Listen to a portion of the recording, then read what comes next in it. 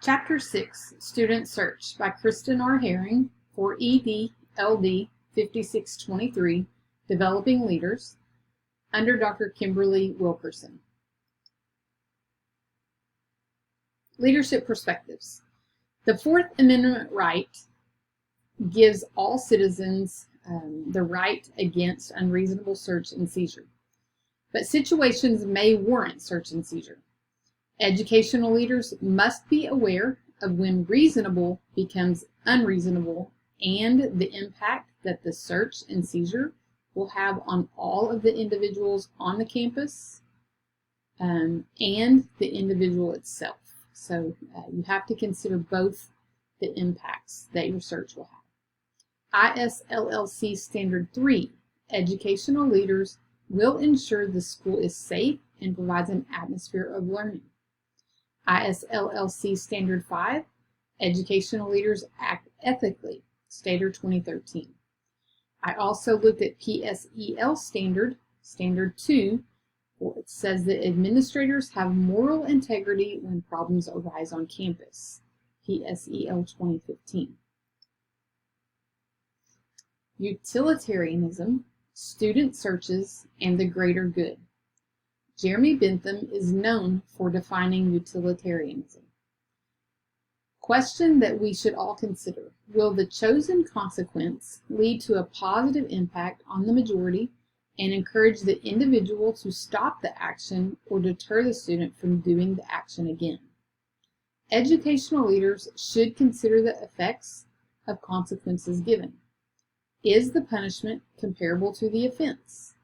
If learning was disrupted, it definitely warrants punishment. Punish the greater offense, not multiple offenses at the same time.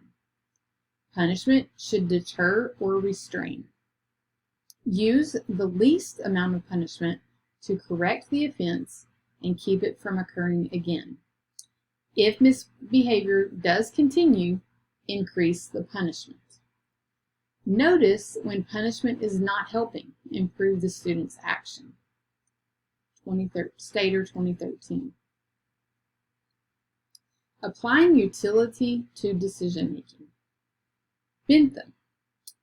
Goal of rules and consequences should prevent actions that hinder security and prevent learning in a positive environment. Rules must be in place for consequences to be given. Before taking action, think through the impact of your decision. Is it ethical and is it legal? Stater 2013. Students and the Fourth Amendment. The U.S. Supreme Court gives directions for determining if search is reasonable. The search is expected to provide confirmation that a rule or policy has been broken. The search has equal balance between the act of being invasive and reasonable. The intent of the search should align to the relation of the search. The age and gender of the student, as well as the misbehavior, should be considered before the search, and it should be done with restraint. Stater 2013. Non-intrusive searches. Field trips and overnight stays. If students are under the watch and care of a school employee while off campus, a search can be completed if a situation arises and warrants the search. Student lockers. Schools should have an established policy that lockers are the property of the school and searches will be conducted prior to the searching of lockers. Metal detectors. These are not considered excessive, but rather a good means for preventing weapons on campus. Random sweeps for contraband may be considered minimally invasive or excessively invasive, and reasonable searches should be considered. Drug dogs. It is not considered a search if dogs are used to search cars and/or lockers. Dogs can only be used to search a person if there is a reason to believe evidence will be found due to a search that has already taken place of the lockers and/or cars. Automobile searches. These are considered reasonable if there is reasonable suspicion that allows for the search of the car. Stater 2013. School resource officers. Are they law enforcement or educators? School resource officers are police officers that are paid to be on school campuses. They must have reasonable cause to search. Courts seek to know who decided a search was needed, and this is why. If an educational leader asks for a search, the standard is based on lower reasonable cause. If the search is sought by a law enforcement officer, the law enforcement are held to a higher standard of reason. Stater 2013. Urinalysis testing. Parents and students need to understand, and district policy must be related to drugs and alcohol and urinalysis testing prior to participation.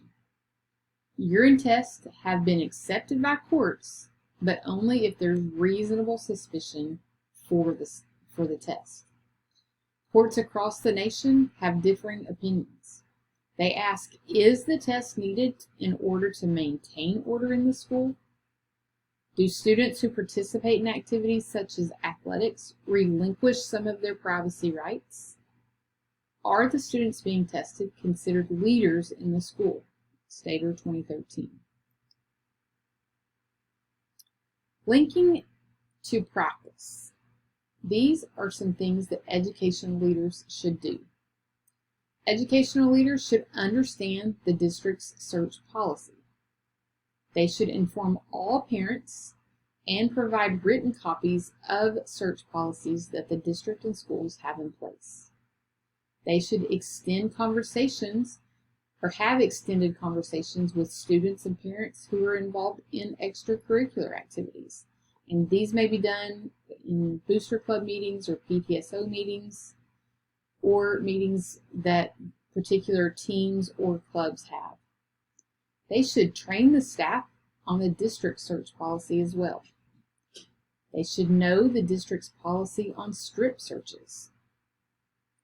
Educational leaders should seek continued professional development on student searches and the law, and always know your why with documentation. Consider harm and disruption of learning before the search. Educational leaders should include law enforcement when conducting student searches. Educational leaders should randomly search according to the district policy. Make students aware of what is considered school property, things like lockers. Make students aware of reduced privacy when on school campus or with a school for an event. Make all stakeholders aware of metal detector searches. Policy should include details concerning drug dogs.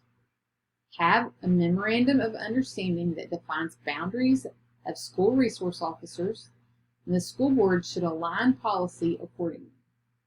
Have a policy in place for drug testing prior to testing, and make sure that you as an educational leader are following policy with reason when the decision is made to test.